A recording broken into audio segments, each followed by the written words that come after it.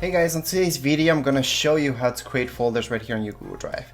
So right here on Google Chrome, once you guys go into my Google Drive, you will see your drive on the left hand side. So here's my drive, and if I click right here, I'm gonna see all these folders. You may not have anything there, so I'm just gonna close this up. And what I want you guys to do is just right click right here. Just right click and you're gonna see these options.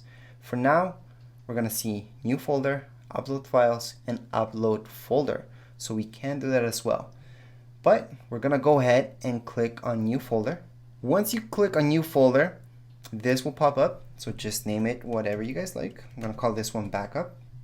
I'm gonna create it. Once I create that backup folder, it should pop up down here below.